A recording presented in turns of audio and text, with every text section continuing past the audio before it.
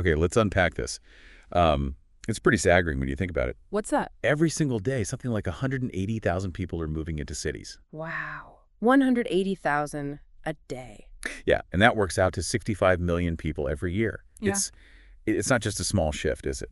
No, not at all. It's fundamental, a huge reshaping of, well, everything. Where people live, how they live. And it impacts everyone, right? Doesn't matter if you're in the city or way out in the country. Absolutely. The effects ripple outwards, which is why we're doing this deep dive today. Exactly. We're looking at this whole idea of urban mission. Now, I know that term might sound a bit specialized. Maybe a bit niche. Yeah, perhaps. But honestly, the insights here, they're relevant for anyone trying to get a handle on the big forces shaping our world, the challenges, the opportunities. It's about understanding the centrality of cities today. They're like a lens, really, for seeing global trends, societal needs, even cultural shifts. And the source we're drawing from really hammers home the urgency of this, why cities matter now. So for you listening, this is really about getting those key insights.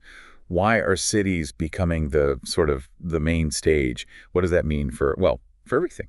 It's kind of a shortcut to getting up to speed on this massive global change. Yeah, and the core question, the mission for us today, I suppose, is figuring out why this source argues so strongly that the future, so many global dynamics are going to be decided in cities. That's the thread. Let's follow it. Okay. So this idea of an undeniable urban future, it's not even really the future, is it? It's now. It's very much the present. There was that quote from an old conference video. Oh, yeah, the Urbana one. That's it. You've got an urban future whether you like it or not. Pretty blunt. Yeah, direct. But you look at the numbers and, well, it's hard to argue. The speed is just incredible. Think back, 1800, only about 3% of people lived in cities. 3%, tiny. Then 1900, it jumps to 14%. Still small by today's standards. But then it takes off by 1980. 40%. And then, crossing into the new millennium, we hit that big milestone. 50%. Half the planet. And it's not slowing down. The projections, they're kind of mind-bending. They really are. By 2050, the expectation is around 80%. 80. And by 2100, maybe 90%. That's the projection, 90%. The source mentioned the global urban population doubling in less than 20 years at the current rate. Just imagine the pressure, infrastructure, resources, everything. And it's not just the percentage. Look at the number of actual cities. Big ones. Right. Cities over 1 million people. In 1950, there were, what, 69? 69. Pretty manageable, you might think. But by 2012... it exploded. 486. Exactly. And then you've got the really huge ones, the megacities. Over 10 million people. Back in 1950, that was just New York and London. Just those two. Fast forward again to 2012. 27 megacities. 27. And more popping up all the time. 10 more were apparently on the verge then. There's a sociologist quoted, J. John Palin. He says this rapid transformation from a basically rural to a heavily urbanized world is actually more dramatic, more significant than even the population explosion itself. That's a powerful thought. It's not just more people, it's where they are. A total shift in how humanity organizes itself. A fundamental recentering, yeah, from rural to urban. Okay, now this next part, this is where it gets really fascinating, I think. The geography of this growth. Ah, yes, the shift in location. Because the first waves, the Industrial Revolution urbanization, that was mostly the West, right?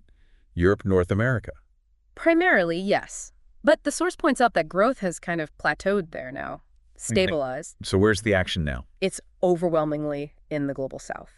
That's where the current explosion is happening and where future growth is projected. And that changes things significantly, doesn't it? Oh, massively. Think about the power centers. In 1950, look at the 10 biggest cities. 6 were in the northern hemisphere. Makes sense for the time. But by 2012, only 1 city from the northern hemisphere was left in the top 10. Just one. Which one? New York. Everything else had shifted. That's a huge rebalancing of global urban influence in just, 60 years? Incredible. The whole map has been redrawn. And it's not just the absolute biggest cities, is it? No, the trend holds further down. Cities over 500,000. The U.S. has 73, Western Europe 62. Okay. But then you look elsewhere. China, 145. India, 93. The rest of Asia, another 168. Latin America's grown hugely, too. And Africa. It started later, but it's now the fastest urbanizing continent. 91 cities over 500,000, and that number's climbing rapidly. Wow.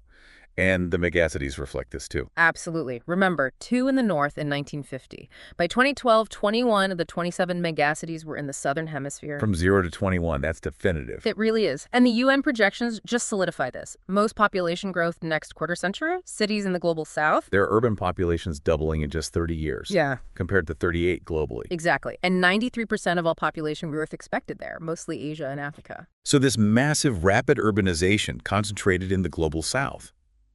It must bring enormous challenges too. It certainly does. And that leads right into the next major point from the source, the huge challenge of socioeconomic need. Right. Poverty isn't just a rural issue anymore. It's moving, concentrating in these cities. And the scale is, well, it's alarming. The source mentions over 1 billion people globally in absolute poverty. 1 billion. And here's the kicker. Over 75% of them are living in urban slum conditions. 3/4, wow.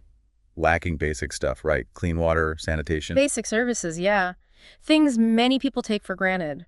This concentration of deprivation creates a really complex set of problems for cities. And there's a big gap between rich and poor countries here. Oh, absolutely stark. Richest 30 countries, Yeah. maybe 2% live in slums. Poorest countries, it can be over 80%. 80%. That's almost unimaginable. The specific examples really hit home. Addis Ababa, potentially 90% slum dwellers. That's like 2.5 million people. Mexico City, 15 million.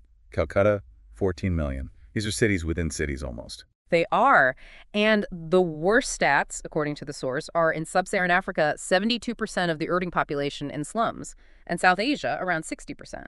And the future looks grim on this front, especially for Africa. Yeah, the projections are worrying. Sub-Saharan Africa's slum population could rise from 250 million to nearly 400 million. It just highlights the urgency. So, okay, we got this picture. Massive growth, shift to the south, huge socioeconomic needs. Now, why does the source say cities are so strategically important? Well, the first reason is almost brutally simple. Sheer numbers. Just the density of people. Exactly. We've seen the stats. Most people live in cities, and that's only going up. Palin's observation again. The one about more people in cities now than on the entire planet 100 years ago. That's the one. It gives you that sense of scale. And Timothy Keller's quote is quite arresting, too. More image of God per square inch.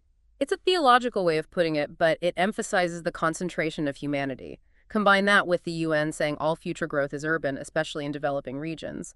The focus has to be cities. Makes sense. Numbers matter. But it's more than just population density, isn't it? Oh yeah, much more. It's about cultural power, influence. How so? Cities are the engines of culture. Manuel Castells is quoted saying, "The destiny of humanity is being played out in urban areas. They shape values, lifestyles." You think about what's in cities. Government centers. Political power, right. Cruising. Major universities, higher education. Business, finance, the big corporations. Arts, media, entertainment. It's all concentrated there. These institutions don't just influence the city, they often have a global reach. The source mentions 4 key groups in cities. The next generation, the unreached, or those outside certain frameworks, the poor, who we've talked about, and the shapers of culture. Shapers of culture, Right. like artists, writers. Exactly. Keller mentions people in film, literature, business. They often live in cities and have this disproportionate impact on wider trends. And globalization kind of amplifies this, makes these global cities even more influential. Yeah, technology and interconnectedness means cities can exert influence sometimes beyond the control of their own nation states. Understanding cities is key to understanding culture now. Okay, numbers, cultural power. What else?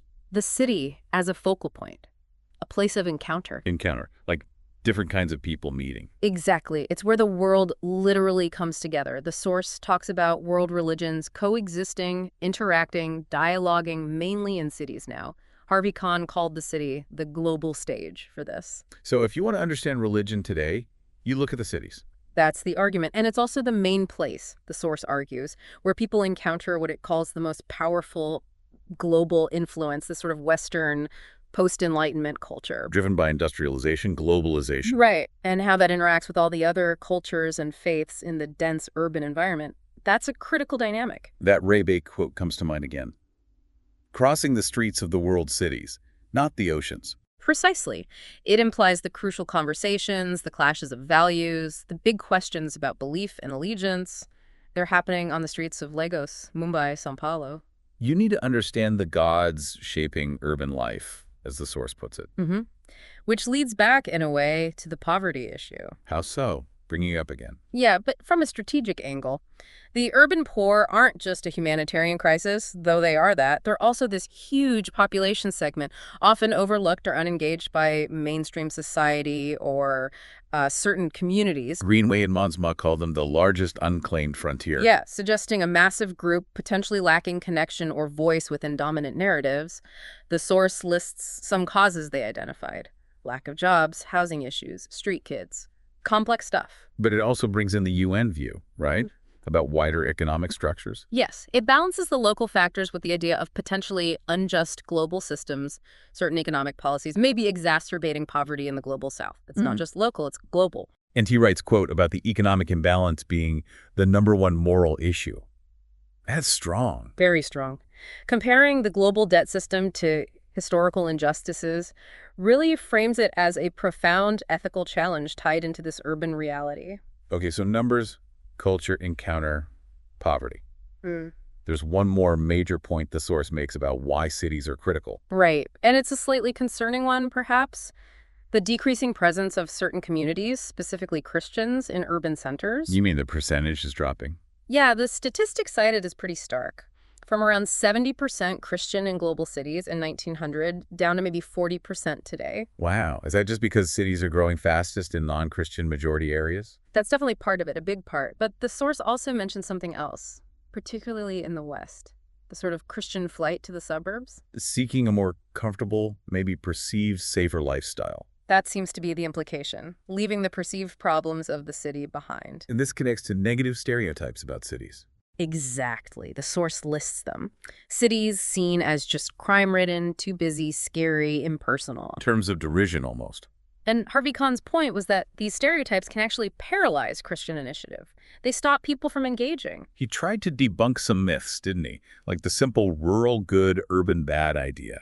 Or that cities are inherently godless or depersonalizing. Yeah, he argued against those generalizations, acknowledging the real problems but insisting they shouldn't prevent engagement. It's not automatically depersonalizing, crime isn't uniform everywhere, etc. It brings us back to that final thought, that tension. The collision point. Yeah, the city is where the world's greatest brokenness and the world's greatest opportunity collide. It's a place of deep need, deep problems, yes, but also incredible potential, innovation, connection, and, well, opportunity for positive impact. So wrapping this deep dive up, the main takeaway seems clear. Cities are central. Period. Undeniably. Their growth, the shift south, the concentration of need, the cultural power, it all points to cities being the key stage for humanity's future. It presents immense challenges, but also, opportunities. It really makes you think, doesn't it? Yeah. For you listening, knowing all this concentration of problems and potential, how does that change how you see the world, how you see the future unfolding? Or maybe consider that quote again: if you love what God loves, you'll love the city. What does that actually mean for us, for anyone trying to engage positively with this urbanizing planet? It's definitely something to chew on.